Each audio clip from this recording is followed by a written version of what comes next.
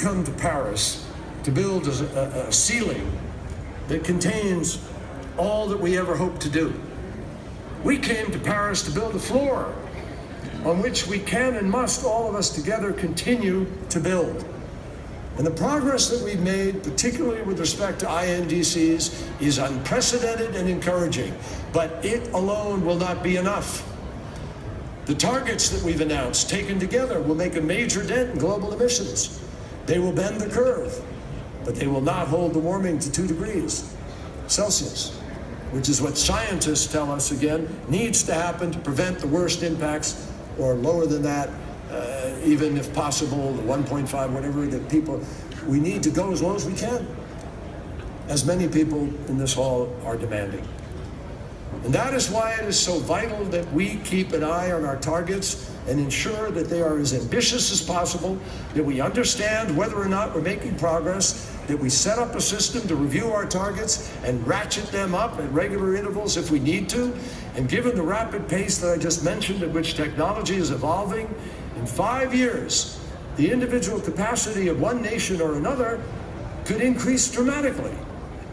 And each of us has a responsibility to our families, to friends, to citizens in every country as global citizens, in every corner of the globe.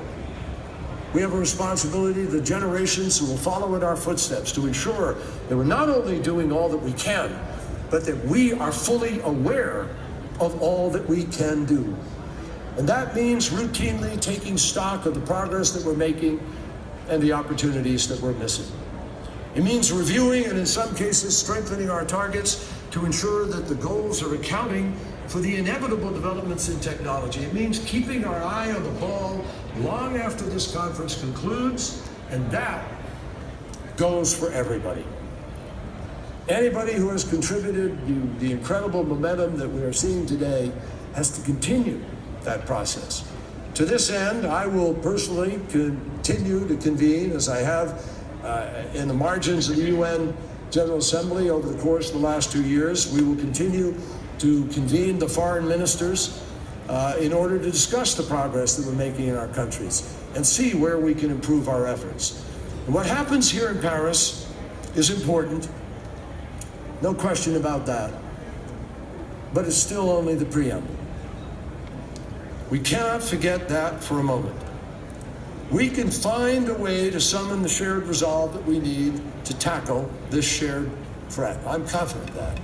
I'm confident we can rise above the debates that have dragged us down. And together, we have the ability to reach the ambitious agreement that we desperately need. There's no reason for any other course of action. Now, for a moment, and a moment only, let's give the climate deniers the benefit of the doubt. Let's say that 97% of scientific studies are flawed. Let's say that the thousands of scientists who have issued peer-reviewed reports are actually wrong about the dangers associated with climate change. Ask yourself a question. If we make the moves to do all the things I just talked about, what is the worst that could happen to us for making those choices and dealing with climate change? Well, absolutely would create millions of new jobs. We would boost our economies, and for some countries where they've slowed down, they need that boost. They need the capital that would flow into energy investment. We would see a healthier population, healthier children. Greatest cause of children being hospitalized in the United States in the summertime, costing billions of dollars, is environmentally induced asthma. We would save billions of dollars in healthcare costs. And we would have our global security stronger and more sustainable as a result of all those measures that we take. A huge contribution to global stability. That, my friends, is the worst that would happen to us for taking these choices. But on the other side of the ledger, if the scientists are right and the climate skeptics are wrong, we face catastrophe. It's that simple. That is the choice. My friends, here in Paris now, we have the rarest of opportunities to actually change the world, to improve the lives of millions of people. And in the next few hours, we need to work as never before, not to let this opportunity slip by. We need to do whatever it takes to have the tough conversations that we need to have, to make the compromises that we need to make, and to give the world the agreement that it deserves and demands. And while each nation must make its own decision, this is not a decision just about each nation. It's about all of us and about the future of the home that we share.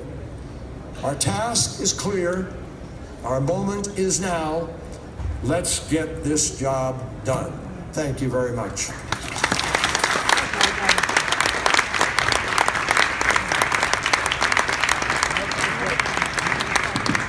Thanks to all of you for coming to the U.S. Center. I'm Ashley Allen with the State Department Climate Change Office. Thanks for coming to watch the Secretary's remarks.